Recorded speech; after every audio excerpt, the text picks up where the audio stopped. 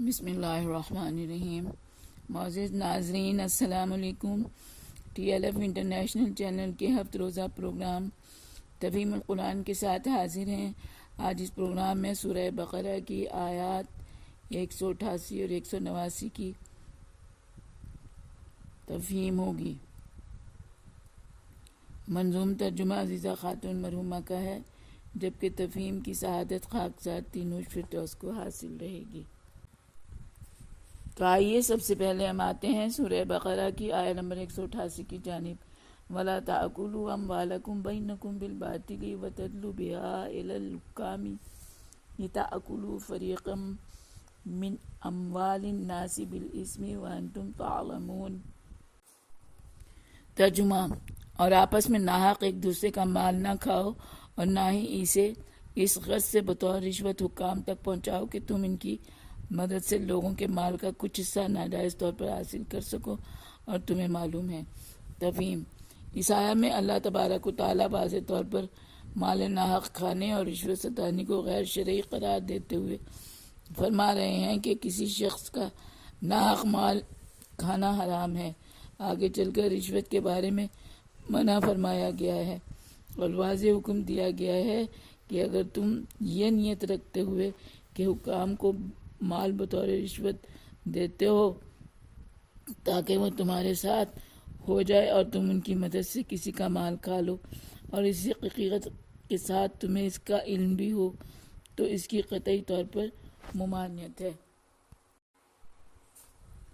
مال ناحق نہ آپس میں کھاؤ کبھی، نہ ہی رشوت بھی حکام کو دو کبھی، اس نیت سے کہ اس سے ملیں فائدے اور تو مال ناحق سے گھر کو بھرے، گرچہ ہے باخبر اس کے انجام سے، تو بہتر ہے بچنا برے کام سے۔ اور اب ہم آتے ہیں سورہ بقرہ کی آیت نمبر 189 کی جانب۔ یسألونک عن الأہلة قل هي مواقیت للناس والحج وليس البر بأن تأتوا البيوت من ظهورها ولكن البر من اتقى وآتوا البيوت من أبوابها واتقوا الله لعلكم تفلحون۔ ترجمہ: یہ لوگ تم سے چاند کے گھٹنے اور بڑھنے کے متعلق سوال کرتے ہیں، تو انہیں بتاؤ کہ یہ مقررہ اوقات میں لوگوں کو ان کے کام اور حج کے اوقات بتانے کا ذریعہ ہے، اور یہ ایک ناپسندیدہ عمل ہے کہ تم پچھواڑے سے گھروں میں داخل ہو۔ اچھا وہ ہے جو اس برے عمل سے پرہیز کرے اور صدر دروازوں سے گھر میں داخل ہو، اور اللہ سے ڈرتے رہو تاکہ فلاح پانے والوں میں شامل ہو سکو۔ تفہیم: فلکیاتی نظام میں سورج ہمیشہ ایک ہی حالت میں رہتا ہے، نہ گھٹتا ہے نہ گھٹنے کے بعد پھر سے بڑھتا ہے، لیکن چاند اپنی حالتیں بدلتا رہتا ہے۔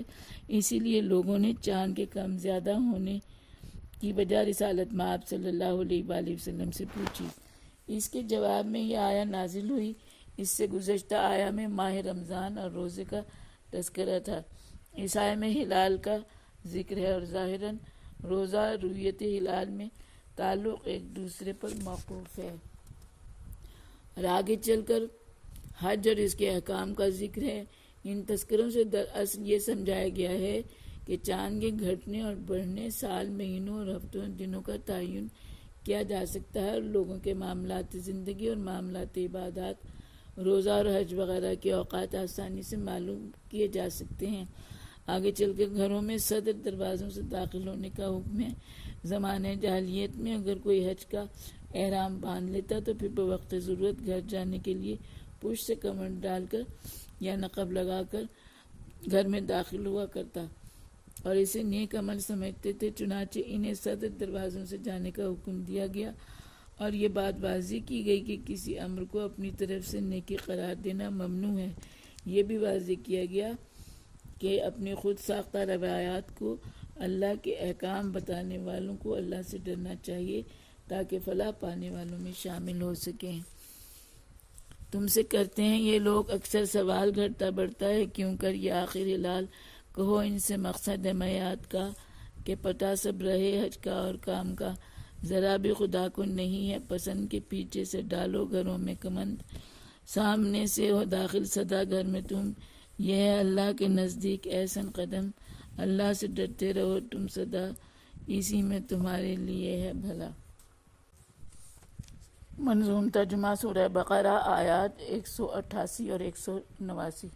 مترجم منظوم ترجمہ عزیزہ خاتون مرحومہ، آواز تنوش فردوس۔ آیا نمبر 188۔ مال ناحق نہ آپس میں کھاؤ کبھی، نہ ہی رشوت بھی حکام کو دو کبھی، اس نیت سے کہ اس سے ملیں فائدے، اور تو مال ناحق سے گھر کو بھرے، گرچہ ہے باخبر اس کے انجام سے، تو بہتر ہے بچنا برے کام سے۔ آیا نمبر 189۔